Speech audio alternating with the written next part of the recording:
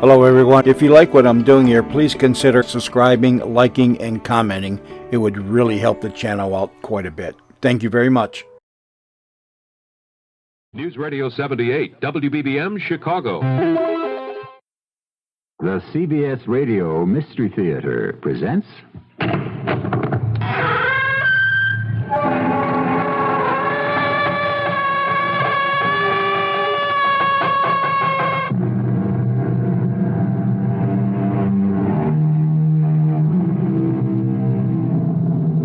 Come in. Welcome.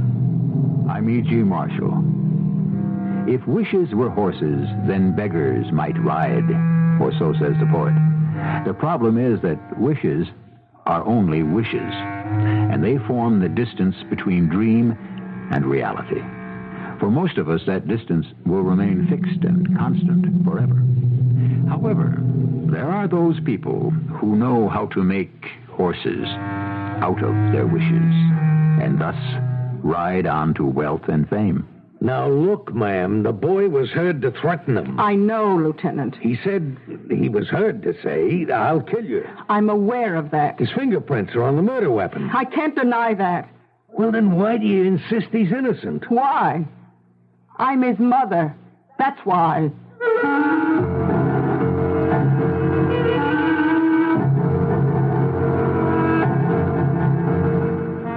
Our mystery drama, Mother Knows Best, was written especially for the Mystery Theater by Sam Dan and stars Bryna Raeburn and Russell Horton. It is sponsored in part by Contact, the 12-hour cold capsule, and X-Lax. I'll be back shortly with Act One.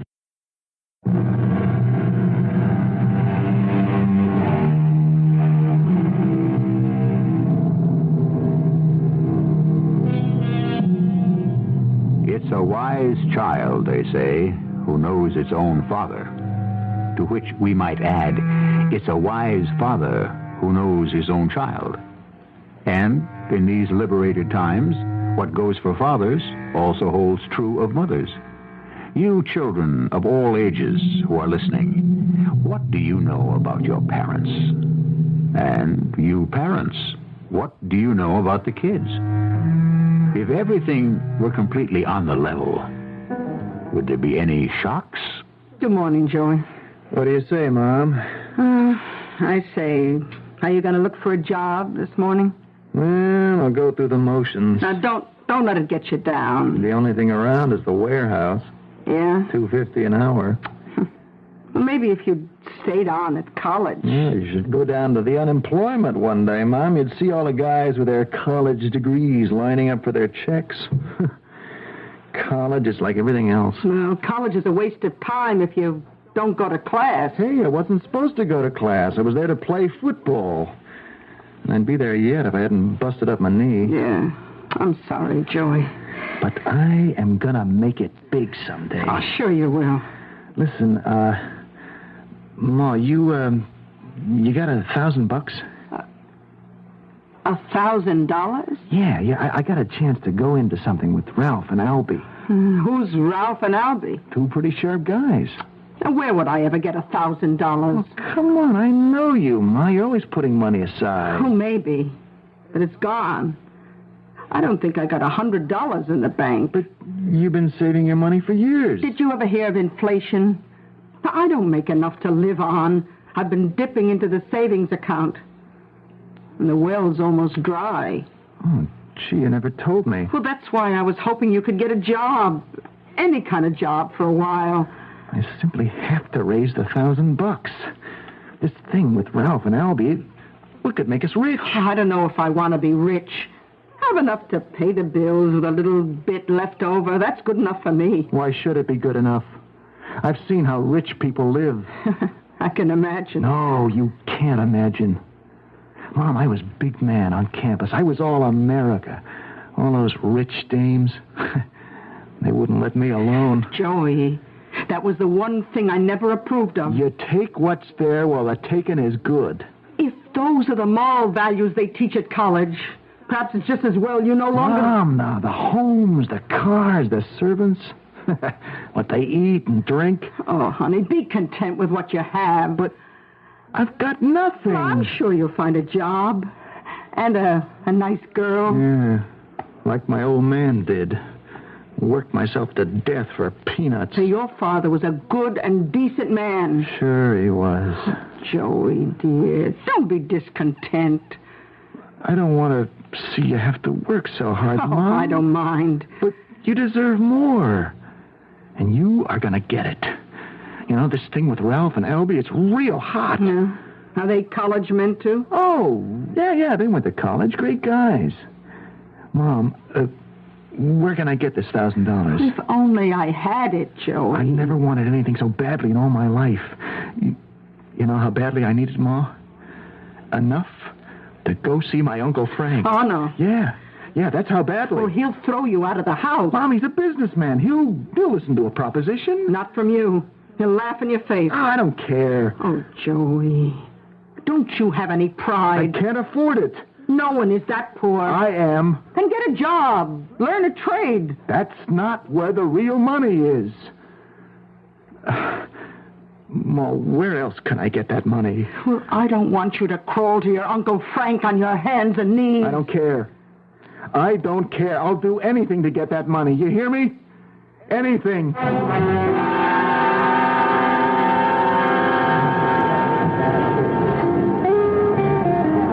Joey. Oh, hello, Ralph. Albie's out of town. Oh? Trying to raise money, here and there. Oh, yeah, I know. The old lady turned you down, huh? Yeah. Yeah, that's too bad. I guess you can't come in with us. I still may be able to come up with it. Hey, baby, that's terrific. Who can you touch? Well, see, I've got an Uncle Frank. Will he come across? Nothing ventured, nothing gained. That's smart. Did you learn that at college? Yeah, it's just about all I learned. Hey, can you give me a ride over to my uncle's in your car? You got a deal. And wait for me downstairs. You're on. Let's go. Well, come on, what are we waiting for? I better have another drink first. If you don't have the juice to go up against the old man, you won't find it in the bottle. I said I was going to do it, didn't I? I just want to make it go easier, that's all. $1,000. Would the old geezer have that much lying around the house? Oh, he's got 10, 20, 50 times that much just lying around. Okay. So what's $1,000 to a guy like him, huh? Yeah, guess it's like his blood. It's precious. You know what I mean? My Uncle Frank, he's one of those misers right out of the books. He loves to sit around at night and count it. I don't believe it. Run his fingers through it. Come on. Yeah, I saw it once. I was a little kid. That's what turns him on.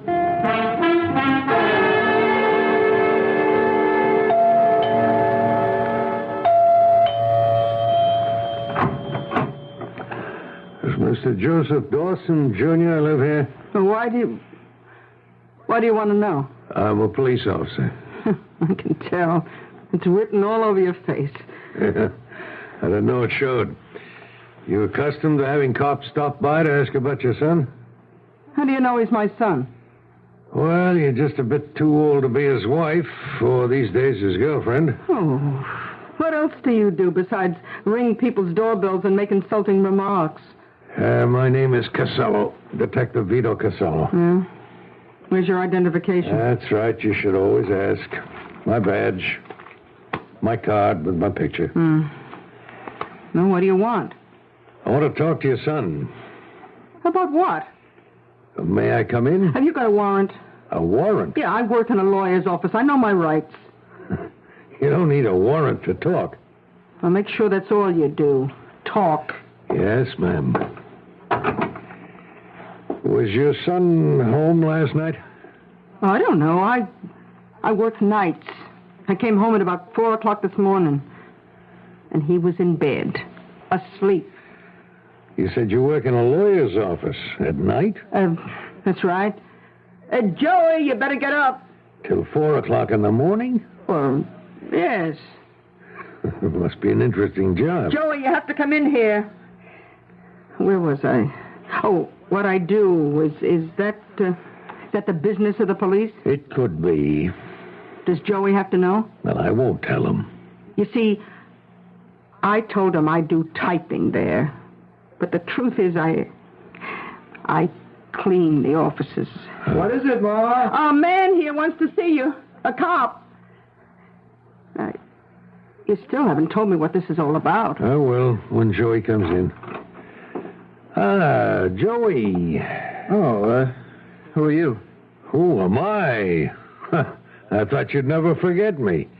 You were 12 years old and I was pounding a beat, and you were caught shoplifting in a 5 and dime. Now, hold on, Lieutenant. I can have you sued for slander. Joey has no record of ever having done... Thanks to me, he has no record. Because I gave him a talking to and let him go. Well, have you come here so I could say thanks? Okay, thanks. Joey, last night a man named Frank J. Timmons was murdered. That's Frank. Your Uncle Frank. Uncle Frank murdered? Outside the apartment house, witnesses reported seeing a red sports car. The license identified it as belonging to a Mr. Ralph Perry. You know him? Joey, is he the Ralph you were talking about? Mr. Ralph Perry, a small-time hoodlum, confidence operator. Joey, you said he was a college man. On being questioned, Mr. Perry said he had given his friend Joe Dawson a ride to Mr. Frank Timmons' apartment. And he was waiting for him to come out. Is that true? Yeah, that's true. Several of the neighbors report that they heard sounds of a violent quarrel. Did you quarrel with your uncle, Joey? Well... Answer him. Yes. You were heard to say, "I'll kill you." Joey! Did you? Now, don't say another word. You're not required to. Oh, what's the difference? Yeah, I said it. You said, "I'll kill you"? Yeah, but I didn't mean it.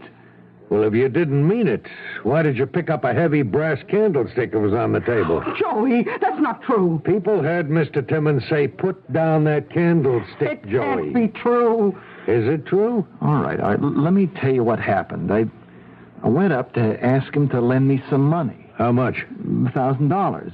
For what? Well, for a business proposition. Well, we got into a hot and heavy argument. I told you not to go, Joey. I told you not to go. And I said I had to have that money. Well, you know what he said? He said people in hell have to have ice water. It was the way he said that, the nasty way he said it, as if I was dirt under his feet. Oh, I lost my temper. I shouted at him, "If you don't give me that money, I'll kill you." And I picked up that heavy candlestick. I shook it at him. He looked at me. He just looked at me with a funny kind of expression, as if he was seeing me for the first time. And you know what he said? I believe you would. I believe you would kill me. Uncle Frank, don't make me do it. Look in your eyes, and I see a kid not even 25, consumed by hatred. I need that money. Why? No, don't tell me. It's something crooked, something shady, isn't it? Yes. It's my fault. My fault. When my brother died, I should have done something for his widow and his kid. You're willing to commit murder to get $1,000. Yes. It isn't worth my life and your immortal soul. Take it. Uncle Frank. Take the money. Take it and do something worthwhile. Uncle Frank, You better go now, Joey. Give my regards to your mother. He gave you the money? Yes, Ma. He gave me the money. It's in my drawer. The $1,000 is in your drawer? Maybe. Where's the other 50? Well, what other 50? The 50,000 he was known to keep about the house. Oh, I don't know anything about that. You don't? No, I don't. Well, why are you asking me these questions? You were there. You argued with him, threatened him. There's a blood-stained candlestick with your fingerprints on it. I don't care what you say. I don't care how it looks. All I know is I didn't do it. Hey, come on, Joey. Ma, you gotta believe me. I didn't do it. Say you believe me, Ma. say you believe me. Ma.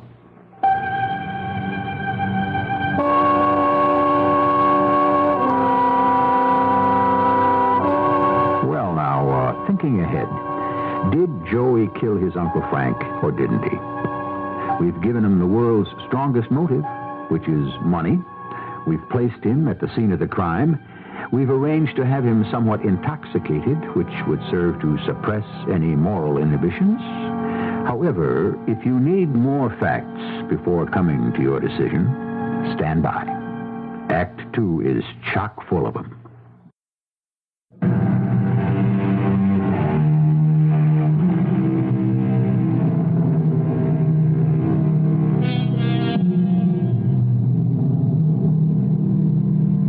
It's money alone that preserves life, said a Japanese poet. And it makes excellent philosophy, because the reverse is also true. You could say, in many cases, it's money alone that destroys life. You don't believe it? Well, a man named Frank J. Timmons is dead. Why?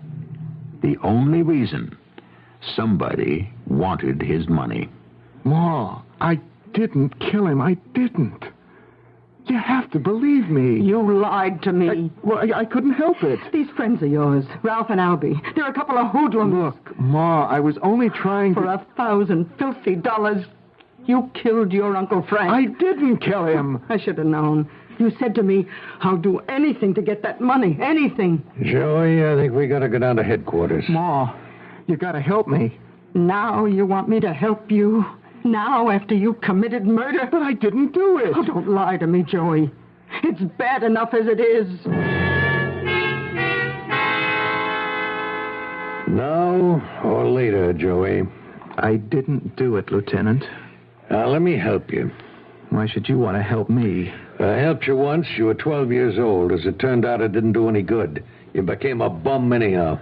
If I hadn't busted up the tendons in my knee, I'd have been #1 pick in a draft. Yeah, well, whatever the reason, you became a bum.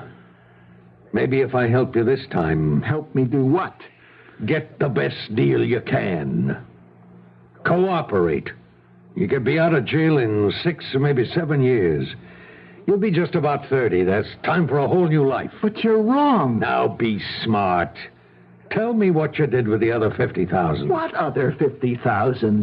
Joey, I got lots of time and lots of patience, but it can run out. I don't know what you're talking about. You went there to borrow $1,000. To you, it was a matter of life and death. Well... Come on, now don't rewrite history. Okay. Your friend Ralph drove you down, waited for you in the car.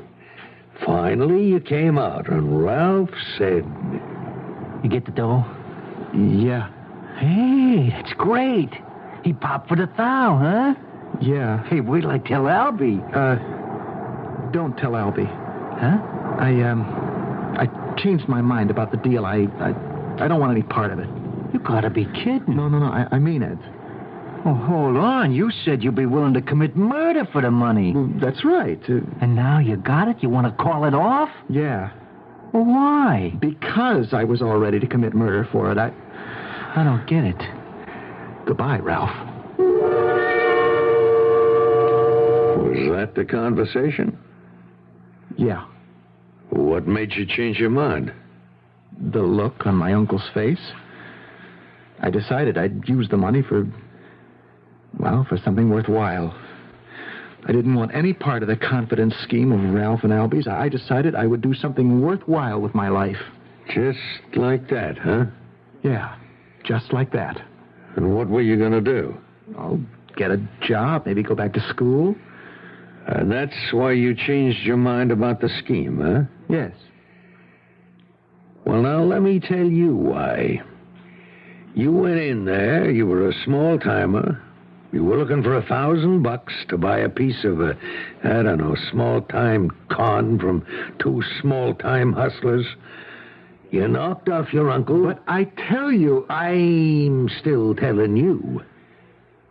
You looked around, He had more than 1,000. He had 50,000 more. It's not true. So you grabbed it all. Now, what did you need Ralph and Albie for? You'd just outgrown him. He gave me the $1,000. I left the house. He was still alive. You want sympathy, you'll get sympathy. You want understanding, you'll get understanding. But you gotta do two things.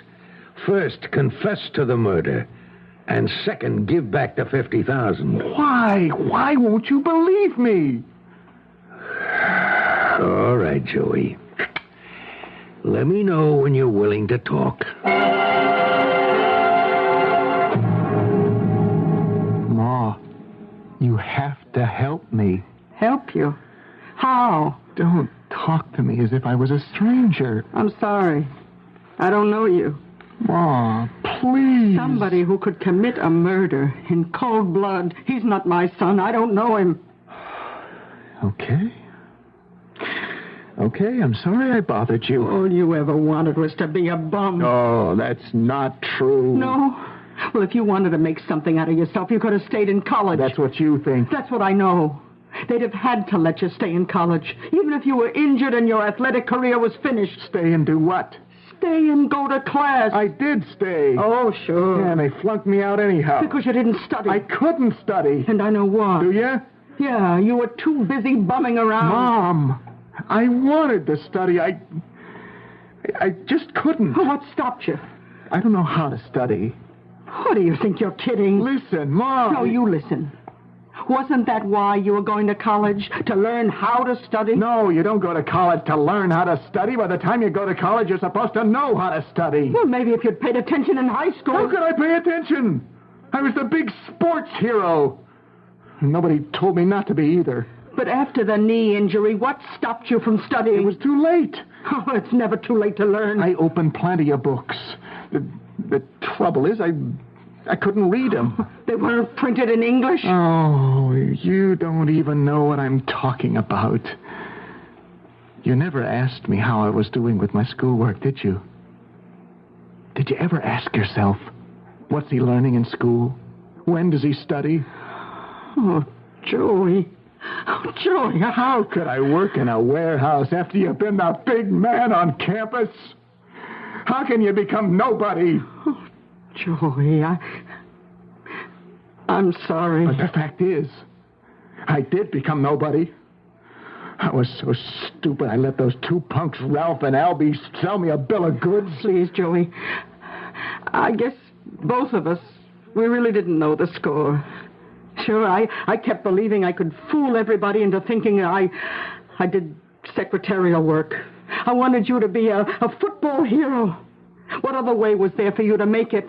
And it would have been good for me, too. Ma, you gotta help me. Oh, sure, Joey. You know, the lieutenant says it won't be too bad. A few years at most if you cooperate. What are you saying? You believe I killed Uncle Frank? Ma! Joey! No, Ma, I didn't. The evidence, Joey. The witnesses heard you. And your fingerprints. I told you how those fingerprints got there. I don't know. I am innocent. You gotta help me. Oh, I'll help you, Joey, because so much of it is my fault. Oh, Ma, that's not why you should help me. You can only help me if you believe me. Please. Please believe me.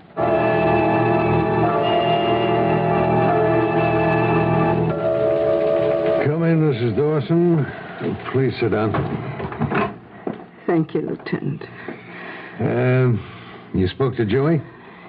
Yes. Did you convince him it's in his best interest to confess?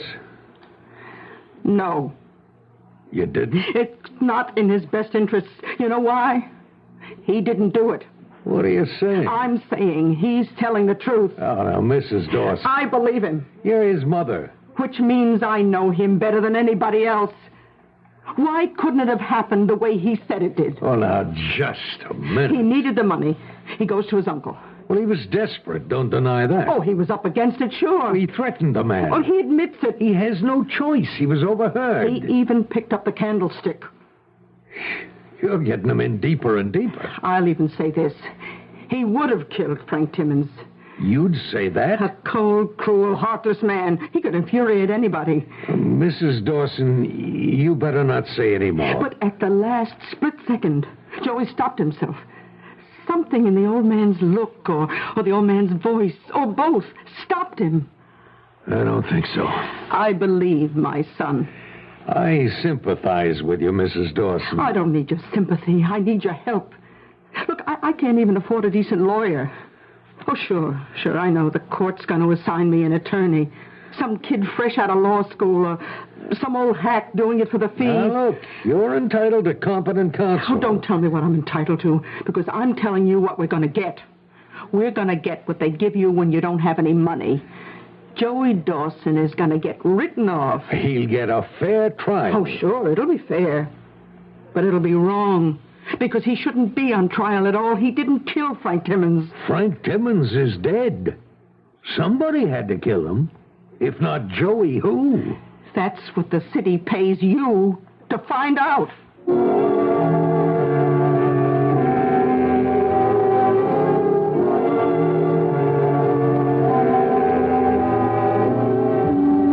If not Joey, who? To which we might add, if not Joey, how?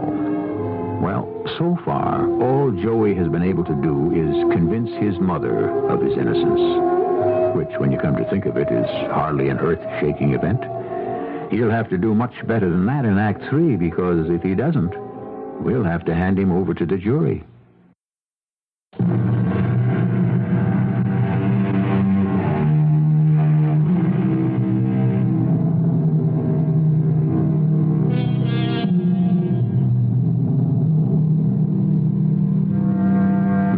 Freely believe what they wish to be true, said Julius Caesar, who was quite guilty of that little conceit himself. But then again, aren't we all? With a straight face, we demand evidence, facts, figures, dates. But with a secret smile, we yield to hunches, premonitions, assumptions, which are based on what? Who knows? Mrs. Dawson, your son is the prime suspect in the Timmons murder. That word prime, Lieutenant, does it mean only? Mrs. Dawson, the evidence is there. Only if you look at it a certain way. What other way is there? Now, suppose you say, for the sake of argument, Joey didn't do it. Then what? Then what? Say, for the sake of argument, nobody heard anything. Nobody heard Joey threaten his Uncle Frank. Nobody noticed Ralph's car parked outside. There were no leads to anybody. Then what? Then you'd have to go find him, wouldn't you? But we already found him. Now, you asked me, if Joey didn't kill Frank Timmons, who did? Okay, I'll ask you. Who? Mrs. Dawson, what do you want me to do? What would you do if you didn't have Joey in custody? We'd cover the place to look for witnesses, for people who might have seen or heard something. Then do it. We've already done it. Well, do it again. We'd only come up with the same answers. Joey was supposed to have killed his Uncle Frank. At what time? Well, he was seen leaving there about 10:30. Let's say someone else killed Frank Timmons. It would have to be after 10:30, wouldn't it? Well, this is your theory, Mrs. Dawson. Well, wouldn't the autopsy report show the exact time? And it would be after 10:30? No. What do you mean, no? You can't fix the time of death to the split second. The examination can only place it within 10, 15, well, sometimes 20 minutes to a half hour. Yes, but Well, furthermore, you got this to contend with. Frank Timmons was struck on the head. He could have still been alive when the murderer left him for dead. Maybe he didn't die till an hour later. The time of his death is 11:15. But what does that prove? I believe my son is innocent, and I'm going to prove it. Don't ask me how, but I'm going to prove it. I have to. Mrs. Dawson, you've got a guilty conscience about that boy, haven't you? I don't know what you're talking about. You had a tough life. There were two half-brothers, Jerry Dawson, your husband, and Frank Timmons. Frank was rich, Jerry was poor. In addition, Jerry died young. Did you refuse Frank's help? Or did he never offer? I don't know whose business that is. Well, anyhow, Joey was your hope. You struggled to raise him, to send him to school. He could have made it big as a football player. But a couple of tendons in the knee ended all that. And your hopes to become somebody were out the window. Now, look, all of this is my business. He was such a bitter disappointment that when he was accused of murder, you practically disowned him. But then, of course, your natural love for him took over. So now you're trying to make up for it. I'm trying to prove he isn't guilty. Okay, Mrs. Dawson. If you need any help, let me know.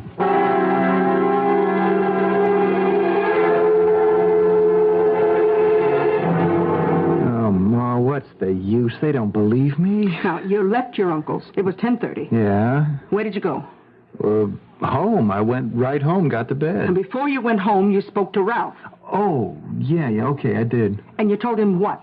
Well, you know, I told him the deal was off. But he knew you'd gotten the money, didn't he? Yeah, he knew that. Ma, where is this going to get us? Okay. You said you didn't want the deal.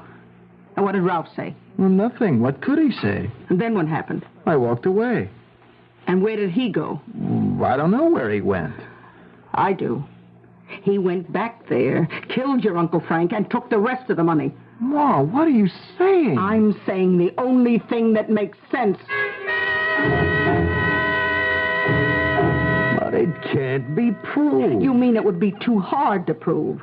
So why bother? This way you've got a ready-made patsy and a case that's open and shut. That's not fair, Mrs. Dawson. My boy's whole future is at stake. If I thought there was even the slightest chance your son was innocent, I'd be out there working on it. This Ralph, he has a record. He's been up for assault, hasn't he? Yes. So he's capable of it. That doesn't mean he's guilty. Look, would you come with me? Where? To that apartment house where Frank Timmons lived. Why? Look, the government has all the aces. The government wants to prove my boy is guilty. It has all the money, all the manpower. The government can send you and 100 cops to talk to people, to find people. What have I got? If I want to prove my boy is innocent, nothing. You can ring a doorbell and people have to talk to you. I ring a bell. I get the door slammed in my face.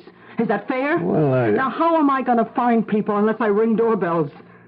I just want you to come so I don't get thrown out. I can't do a thing like that. Why not? Well, I can't do it. Officially. I believe I told you the story already, Lieutenant. Well, perhaps something new might have occurred to you, Mr. Parker. No, I heard sounds of what was definitely an altercation next door. I could tell it was an argument about money. Did you hear any threats? Oh, yes, and I heard this voice say, "I'll kill you," and Mr. Timmons' voice say, "Put down that candlestick." Oh, it was frightening. Now, did it enter your mind that you might go and help Mr. Timmons? Oh, I was going to do something, but then I heard the door slam shut in the hall. I ran to the window, saw a man come out of the front door. He walked over to a red sports car parked at the curb. I jotted down the license number. The man who walked out of the house, did he get into the car? We had words with the driver, and then he walked away, and the driver drove off. Could you hear what they were saying? No. Well, thank you, Mr. Parker. I'm sorry I couldn't add anything. This apartment here. It's on the other side of Frank's. Mrs. Dawson, this is where I got to get off the train. I brought you here to listen to all the witnesses. They all tell the same story now that they told it first. I still say Ralph came back here and killed Frank Timmons. There are no witnesses. Surely the person who lives in this apartment here would have heard somebody. I already spoke to him. In the first place, he says he didn't hear a thing. Not even a fight. How could he not hear? Second, I wouldn't believe a word he said. Why? Because he's a nut. That's why. Well, I'm going to talk to him anyhow. Mrs. Dawson, there's nothing more I can do here. I got to get back to headquarters. I'm sorry. You're on your own. Goodbye. Okay, Lieutenant. Goodbye.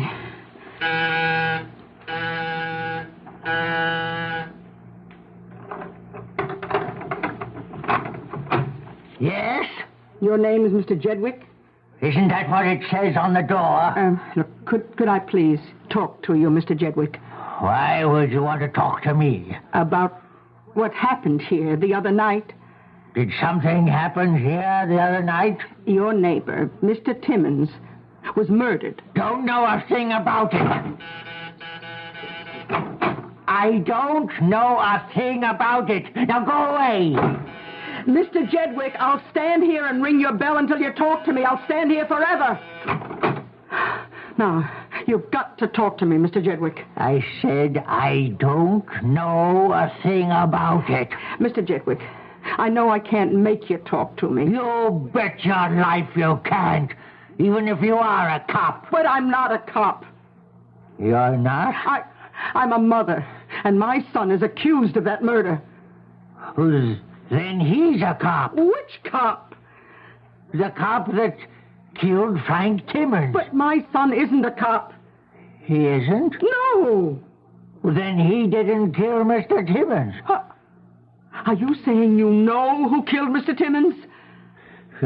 Come on inside. Now, who killed Frank Timmons? For your own good. You'd better not tell anyone. There was an argument next door. You heard it. Of course I heard it. I wasn't going to tell it to the police. The man who had the argument with Mr. Timmons, he wasn't the one who committed the murder, was he? No.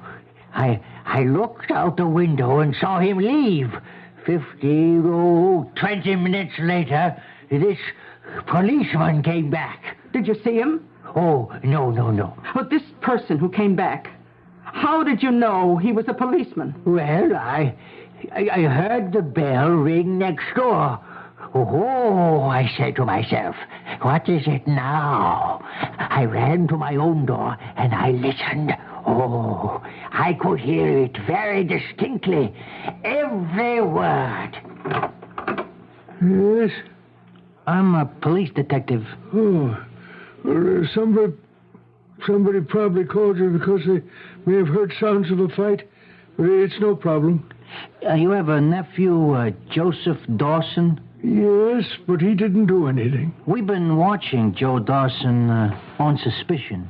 Oh, sorry to hear that. Well, we stopped him for questioning just before, and routine search revealed he had $1,000 on him. He claims he got it from you. Did you give it to him? Yes, I did. Well, that takes care of that. You mind if I use your phone so I can tell him to release Joe without delay? By all means, come in. I heard the door slam, and I ran over to this wall. I put my ear to it, and I heard sounds of... Oh, it could have been a struggle. I looked out the window, and I saw a man running down the street. You didn't call the police? Call the police?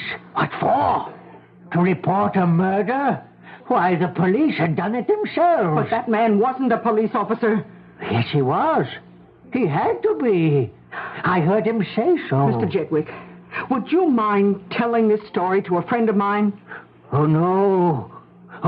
I shouldn't even have told it to you. For crying out loud, is this what you brought me here to listen to? Who else could have come back but Ralph? Who else knew Joey had $1,000 but Ralph? Who else could use that knowledge as a gimmick to get into the apartment? This Mr. Jedwick here, do you realize what a smart defense attorney could do to him on the stand? That is, if he was even willing to open his mouth, which he isn't. Well, I say Joey didn't do it, and that means it had to be Ralph. Oh, where's the phone book? What do you want a phone book for? What does anybody want a phone book for? To look up a number? Oh, there it is. Who are you going to call? Just give me a second. Yeah, here it is. Look, Mrs. Dawson, I gotta be going. Just wait a minute, Lieutenant. Just wait. Hello? Oh, are you Ralph Perry? Yeah, who are you? Well, I live next door to Mr. Frank Timmons. That is, while he was alive. Yeah? I saw you come back there that night and murder him. Hey, You got away with $50,000. you're crazy. Oh, I don't care about that, but What I know should be worth a little money, say $5,000. I don't know what you're talking about. It's only 10%. Be over here in 15 minutes with the money or I'm going to the cops. You know what you did? That was entrapment. I'm not allowed to have any part of that. I better get out of here. How can you get out of here? Suppose that man comes with a gun and tries to kill me. Well, you should have thought of that. Suppose you get this Ralph Perry all wrong. What if he didn't do it? He did it. Well, how long do you think I can afford to hang around and wait? As long as it takes, Lieutenant.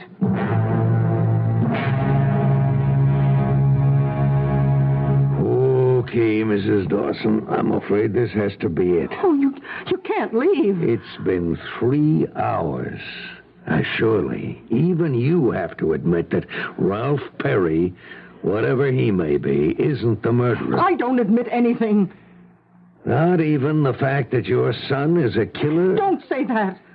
I wish that all the amateur sleuths would let the police do their job. Suppose Ralph is the killer. You admit it. No, I don't. There's no evidence. But if he is, you know what you did? You ruined it. You tipped him off that he could be in trouble.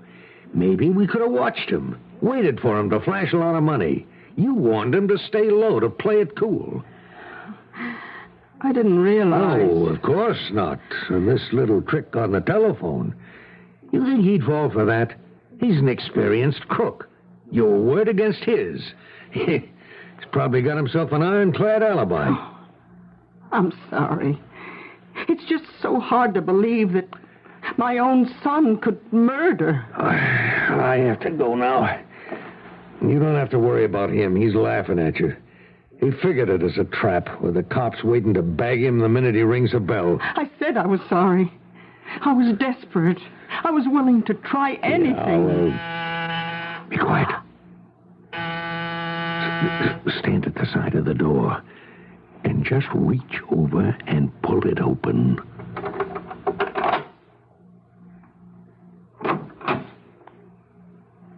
Hello, Ralph.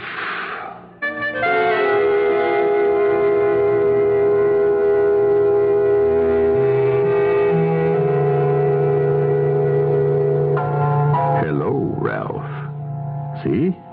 Sometimes the amateurs win one, too. And while Ralph is looking into the big black muzzle of a police positive, let us remember that evidence which is compiled by the heart is as powerful as that which is gathered through the brain. I'll have some further evidence for both organs when I return in just a few moments.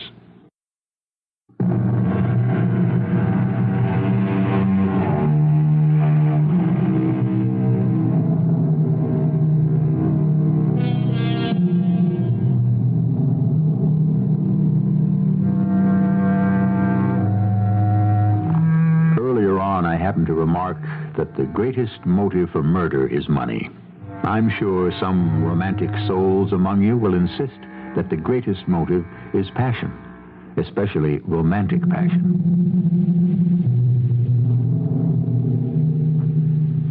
Perhaps we're both right. I'm sure that to many, love of money is the most romantic of all the emotions. And there are those who love money with such a deep and abiding infatuation that they will never let go of even the smallest part of it. Our cast included Bryna Raeburn, Russell Horton, Court Benson, and Bob Kaliban. The entire production was under the direction of Hyman Brown. And now, a preview of our next tale. We're rich, Molly. I mean rich. Yeah, neat little packets of $10 bills, Rich. Look, don't ask anymore. I'm on my way home. You'll understand when I get there. Bye, baby. Oh, boy. Paris, here we come.